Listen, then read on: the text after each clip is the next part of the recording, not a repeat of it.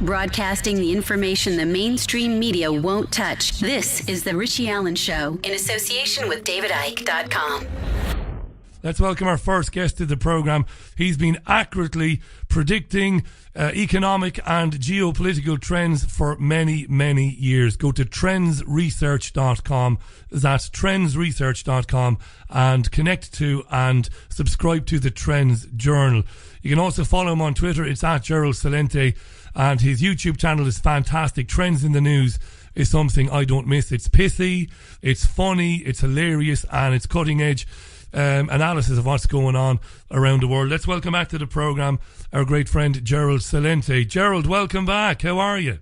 Hey, thanks for having me, and Happy New Year. Hey, belated Happy New Year, and to you too, my friend. Exciting times. It's going to be a busy few weeks and months ahead for you, and as usual, the Journal, can't recommend it highly enough. Trendsresearch.com, folks. Gerald, your friend and colleague, and somebody we like a lot on the programme, Paul Craig Roberts, was on the programme last week. And I love Paul's writing. I know you do as well, because it's never predictable. Paul shoots from the hip and from the heart, and will go wherever the information takes him. And he said something wonderful to us last week, very honest. He said, look, you know, I've been impressed by things I've heard from Trump, but then, you know, I see the Zionist neocons around him, and I don't know what's going on sometimes, he said. But he did say one thing, Gerald. He said, if this guy is for real, whether he makes it to the inauguration or not within the next few months, if he is for real, if he is going to go against, you know, the establishment, he won't be long for the world. What do you think? Well, you know, a lot of people are saying that, and, you know, who knows? It could or could happen. I try not to get involved in that kind of thinking, in the sense that, I mean, they'll murder anybody, any place. They murdered children all over Libya. They murdered children all over, and women and people all over Iraq and Afghanistan.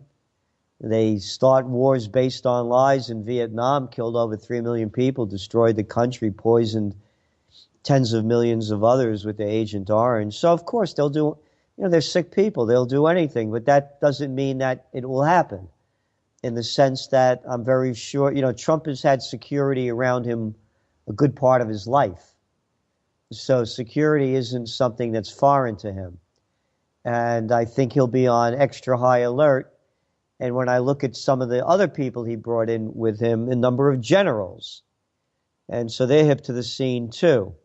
So I try not to get too involved in that, but in looking at the bigger picture, you know, anything could happen.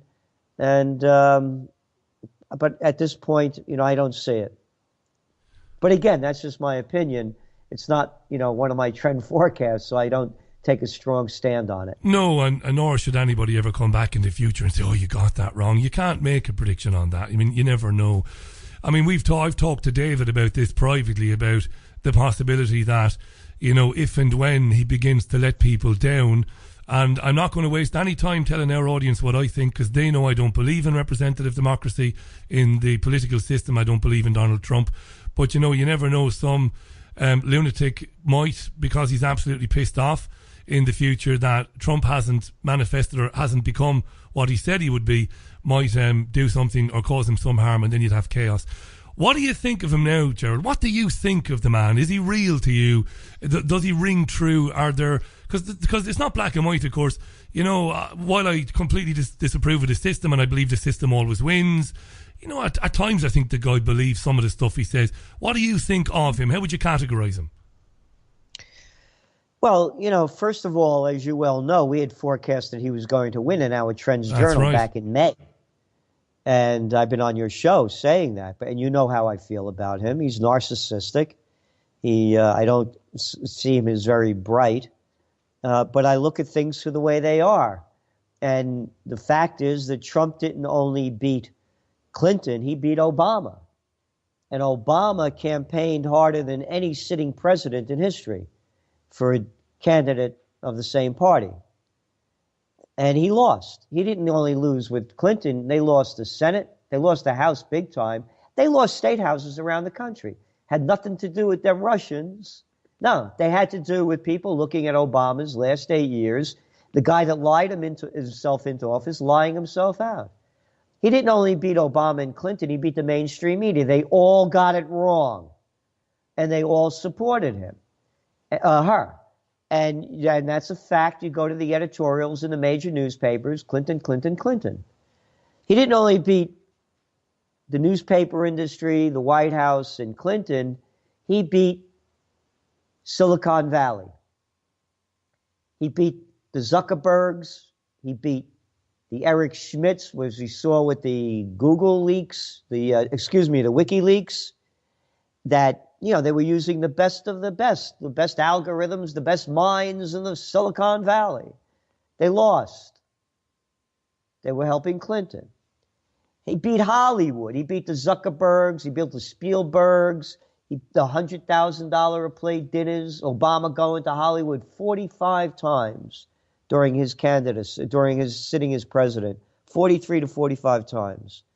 He beat the Clooneys, the De Niros. Yeah. He beat the Beyoncés. He beat the Jay-Z's. He beat the Springsteens. He beat the Bon Jovis.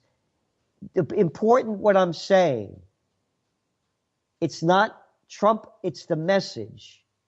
And the message is the people are tired of every one of those arrogant creeps that I talked about. They're tired of Hollywood. They're tired of the mainstream media. Hey, Jay-Z, you know what they tell you to go do? F you, Jay-Z, and along with the rest of you. They don't count. They only count in the mainstream media, which doesn't count. So we keep telling people it's a new opportunity. Forget what you like, what you don't like. It's new. People want new. Fill it with new.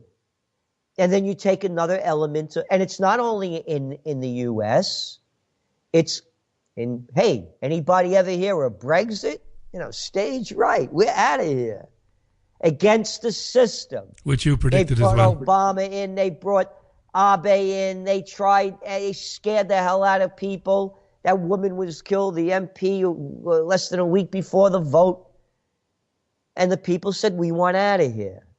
What I'm trying to tell the people is don't look at this. It's bigger than a political election. It's an opportunity for new. And you play the Trump card. That's a brilliant point. Can I come in on that point? Can I just come in briefly on that point? Sorry to interrupt now. So then, I think what you're saying is this is much, much bigger. And even if, even if I turn out to be right, and I've been wrong enough times, but if I turn out to be right and Trump just becomes another banker shill, another Zionist, puppet, what you're saying, and I hope you're right, and I think David alluded to this at his talk in Manchester on Saturday, it might not matter because something has sparked something in people. And even if their support for Trump is misguided, and even if their support of Brexit turns out to be misguided, what I mean by that is if they get let down because backing Brexit was the right thing to do, what you're saying, I think, is it doesn't matter. Something big is coming, right? Yeah, but it's there. It's right here. It's there. I just went through the names. Yeah. The billionaires, the Zuckerbergs. Hey, screw you. We don't give a good damn what you like. And you Silicon Valley guys with your silicon drag clothes all the time, with, that black T-shirt and those crappy jeans, you're lost. We're tired of your crap. We're tired of you losers in Hollywood with your bad attitude, putting out crappy movies all the time, and you can't think past the 7th damn sequel. We're tired of your crap.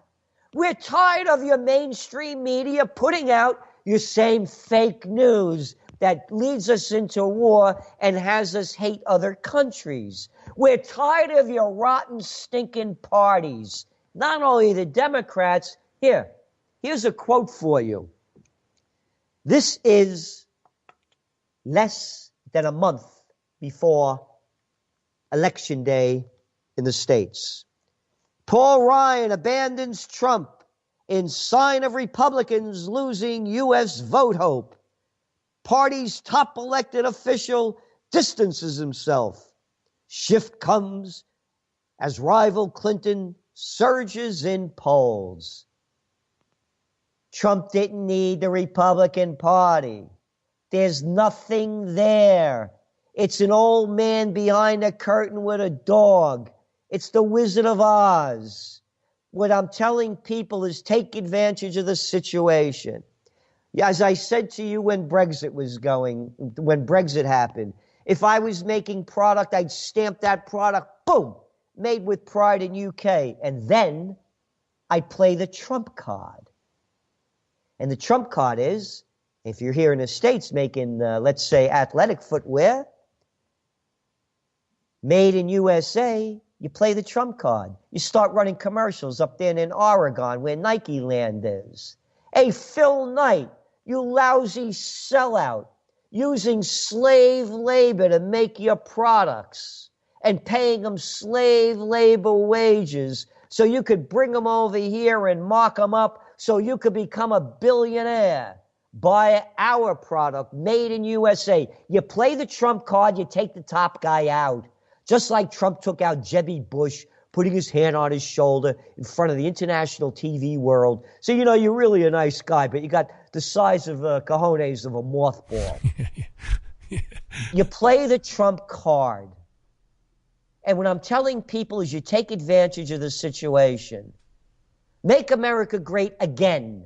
Okay, when was the again? The same thing in Europe. They want the again. You start bringing out product from when you think the again used to be, whether it's in fashion, whether it's in music, whether it's in entertainment, whatever it might be, and you retrofit it for today. You use this as an example rather than getting caught up emotionally in it, who I like, who I don't like. You know what I used to say. Campaign 2016, Hitler or Hitlery? That's right, yeah. I want to... This is great, Gerald. 22 and a half minutes to the top of the hour. Trendsresearch.com at Gerald Celente on Twitter. Gerald is with us now. It's terrific to have him on. I liked, before you talk about what you think, what you see happening in the first three and a half months, the 100 days, will he meet with Putin? Will he be true to those statements of making a better relationship with Russia and all of that? I'll ask you about that in a minute. But before that, I did like... Because I'm honest, you know, it's not black and white. There are shades of grey, which is what you're saying. I liked him talking about Merkel in the last couple of days. And I liked him criticising what the, you know, overwhelming of Germany with unchecked migrants, which is, again, not a black and white issue, what it had done to Germany. But I also liked him saying, you know, we need to build cars here. Why can't we build good cars in our country and not be dependent on German exports? And I love that, Gerald. And I imagine that people who are good with their hands, young men and women who can use a wrench, who can, you know, get their hands dirty, who understand a little bit about engines, what a wonderful boost that must have been to them. And if he honours that and he said, right, I'm going to spend a lot of money on building car factories and getting people back to work doing that, I like that. What did you make of that today? And also his comments on NATO, that NATO was obsolete. What did you think of that? NATO is obsolete. Now, this is the hypocrisy of all those little cowardly liberals. We're right over here. We're just 15 minutes south of Woodstock. You could see with their quiche-eating grin and balsamic smiles. These are the people that had Lockjaw as Obama, the Nobel Peace of Crap Prize winner, is slaughtering people in Libya, slaughtering people in Syria, back in Iraq, in Afghanistan. They should be cheering this, but they're little cowardly freaks. They're disappointed because their mass murderer, Hillary Clinton, you know that videotape, it's there for everybody to see. Yeah. The one when she's on CBS.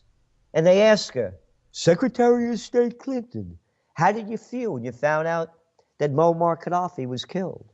And she straightens up, puts that psychotic smile on. We came. We saw, he died. Yeah, that's the ones the liberals miss. They should be applauding Trump for making peace with Russia. They should be applauding Trump for saying, no more toppling of these governments who are making the situation worse than it was. But they're little cowardly freaks. They're the Bon Jovis, the Springsteens.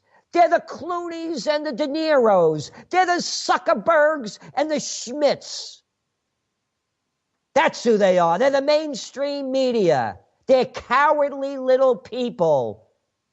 Well, all these feminists that are going to go down there, where were you when the wars are going on? Obama killed over 4,000 innocent people, according to human rights organizations, with drone strikes. 22,000, Where is your outrage? Yeah. The last year, wasn't it, Gerald? 22,000 bombs dropped by the Obama administration. So, of course, you're shaking your fist at the television screen during the Globes when Meryl Streep is talking about Trump allegedly mocking somebody with a disability, while as she was doing that, bombs are being dropped by drones all over the Pakistan-Afghanistan border, right? Yeah, and let's not forget Yemen. Obama sold the Saudis more armaments than any other president for the destruction of a country that did nothing to anybody. These little liberals disgust me. These cowardly little freaks. Going back to Trump, what I don't like about Trump is his environmental thing stinks in my mind. I see what it is. He brought in a whole bunch of the Goldman Sachs gang. I don't dig that either. So, but at least there's something that I like. I like nothing from Obama, the liar in chief. He lied his way in. All you liberals forgot that, didn't you? Yeah. Remember the anti-war president, that one, who's been in war since he's been in office, the longest of any American president in history. Yeah, that anti-war president. Oh, the guy that just signed a law when nobody was watching last Thursday that allows the NSA to steal more of our privacy. Where are you, you little liberal cowards? I'll tell you where you are. I can't say it on the air, but they're wankers. How about that? They are wankers.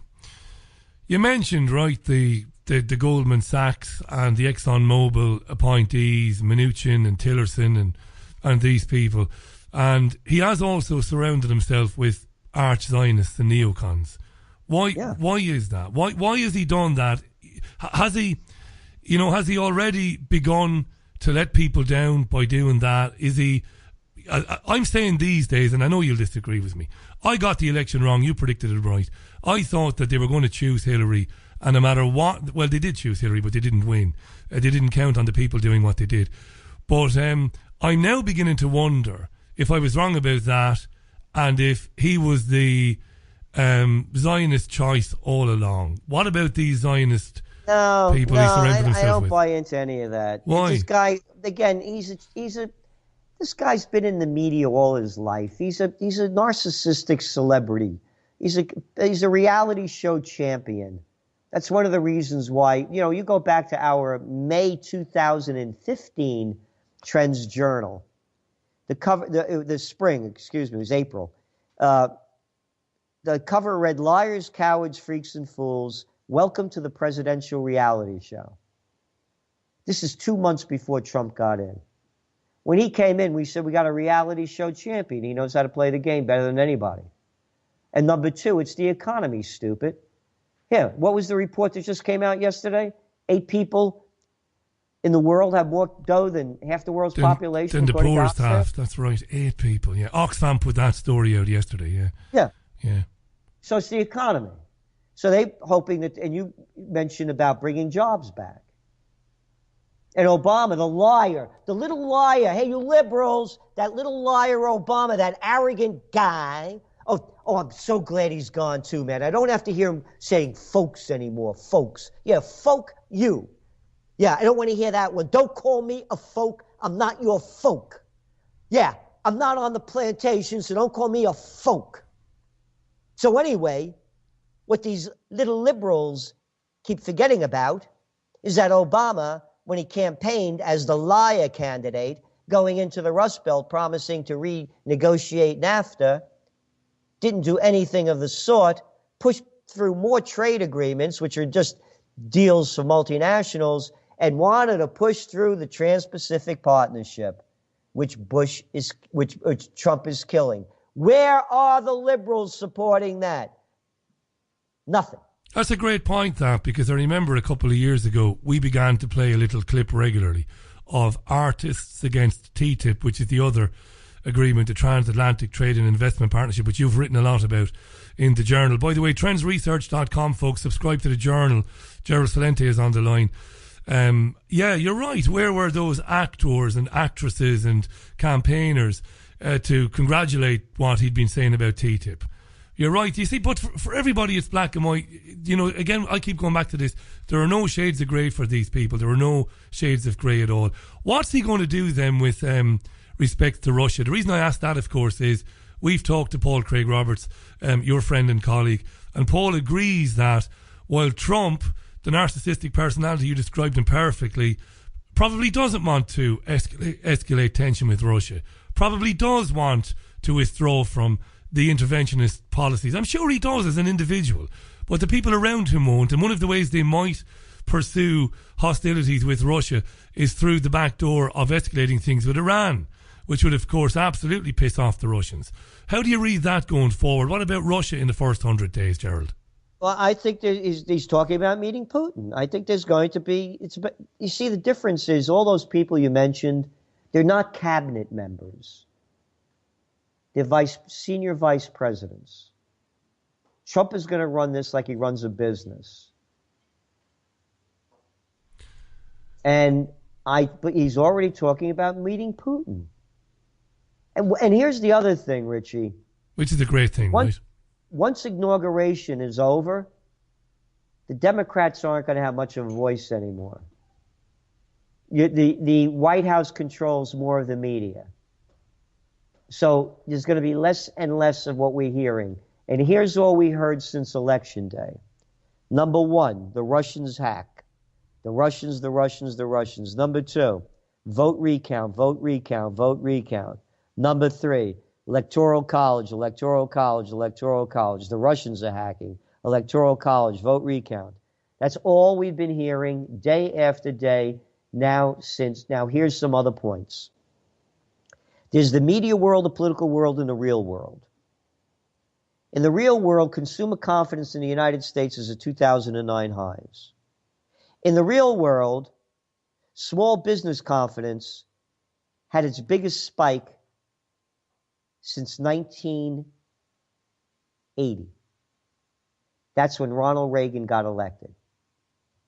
Number three, the stock market.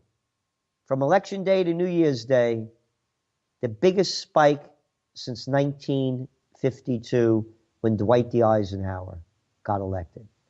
So you don't look past these things, or we don't as trend forecasters. So we don't get caught up in the media world and the political world without looking at the real world. And the real world is showing more prospects for better economic growth. On positive ways? No. But as trend forecasters, we call it what it is. And now, of course, I could say we could call a spade without anyone calling me racist because Obama will be out of there. Because that's the other thing that Trump has killed, political correctness. Because there's nothing correct about anything political because most politicians, 99.999% of them, are either psychopaths or sociopaths. So there's nothing politically correct, and there should be a law that politicians should not run for office. So looking at Trump's economic policies. Deregulation, again, areas that I don't approve of, but happening. Tax breaks for corporations, that means more profits and individuals. And the infrastructure rebuilding. So even though it's not that big on the infrastructure and only $100 billion a year out of almost a $4 trillion a year budget, it's still positive. Then you mentioned bringing jobs back with the automotive, with the air conditioning companies, and on and on and on. So those are positives. So we don't negate those. I'm going to ask you a final question now on this. Imagine, I'm going to accept what you've said as fact. Now, when I say that, I'm not in any way trying to be disingenuous or a bit silly. You're right far, far more than you're wrong. I'm going to accept that this guy, however narcissistic, however crazy a media creation he might be, I'm going to accept for the sake of the conversation that he's, again, anti-interventionist. He's anti-same old, doesn't want to be involved in wars and would like to do something for the average American. I'm going to accept that. You know, because you've been around the block many times, you've forecast these trends over the years. The malevolence of the system that he seems to be, or we believe, or you believe, and many of my listeners believe that he's banging against, the malevolence of them. They're capable of anything. What's to say, and again Paul Craig Roberts has talked about this, what's to say that he won't be manipulated by, let's just say, Gerald, a false flag terrorist event blamed on some group, something major, something like... Nothing. There's nothing. Absolutely could happen. It could happen, right? Yeah. It could happen, just like you said.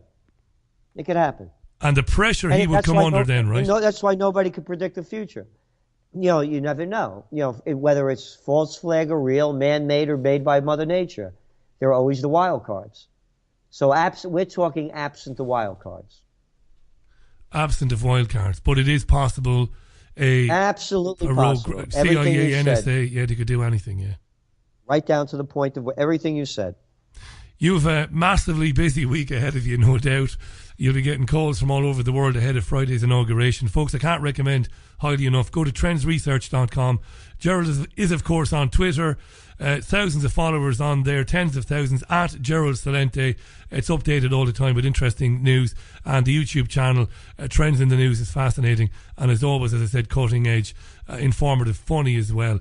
Gerald, thanks for your time today, my friend. Look after yourself, and I'm sure in the early spring we'll be chatting again. Look after yourself again. Okay, always great talking with you, Richie, and thank you for all that you're doing. Marvellous stuff. Gerald Celente, thank you, mate. On the line to us there from Brooklyn in New York City.